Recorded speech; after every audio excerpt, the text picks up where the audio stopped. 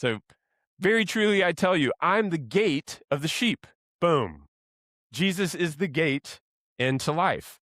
Now, you might ask yourself, I was asking myself this week, how can a person be a gate?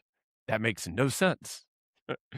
Well, so I went back and looked in the ancient Near East, and during the warmer months, shepherds would actually take their sheep out into the wilderness, and they would stay out in the wilderness overnight. They would bring the sheep into a stone enclosure. There would be no wooden gate there in the enclosure, but the shepherd would lay down across the entrance overnight, and his body would literally be the gate.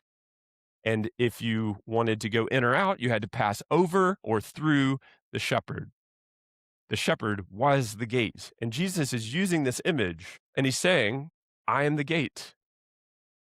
I am the point of access. I'm the entrance into the life that you're created to live.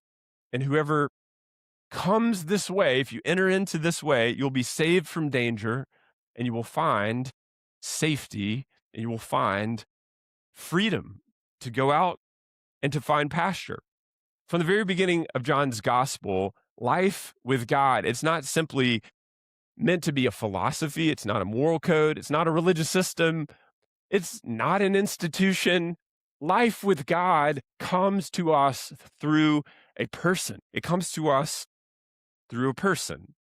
Where is God's dwelling place? The answer in John's gospel is God's dwelling place is in Jesus. Where is the true temple? It is Jesus. If we want to enter into the life of God, we do it through a person whose name is Jesus. Ever since humanity was driven out of the garden in Genesis, when the cherubim stood at the east gate of Eden with a flaming sword to guard the way back to the tree of life, the question has been the same. How do we find our way back into communion with the living God? And throughout the Old Testament, you have the tabernacle and the temple and the priesthood and the sacrifices, and they're all pointing in this direction. And Jesus says, you don't enter through a place any longer. You enter through a person. You enter through me. My name is Jesus. And so through Jesus, we are welcomed into a relationship of three persons, Father, Son, and Holy Spirit. Jesus is our access point into the communion of God. Father, Son, and Holy Spirit. We get access into the triune God, into the family of faith. Through Jesus, we're in relationship with God the Father and the power of the Holy Spirit. And it is only in this relationship, John's gospel claims, that we can be fully alive. Jesus is the gate. And he says, whoever enters into me will find salvation, will come in and get safety and go out and find freedom.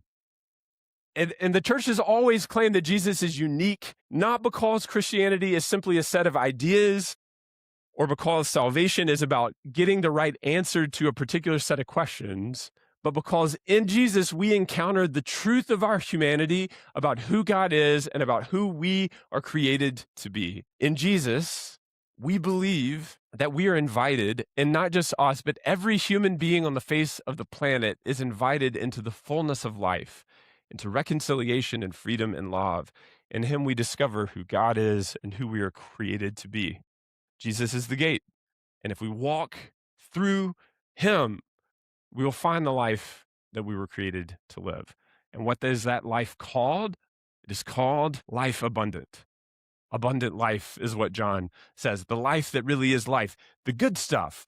The life that we all desire. It's through Jesus, John believes. Beneath all of our striving is this deep longing, this longing to be known, to know people and to be known, to love and be loved, to experience, meaning and peace and freedom.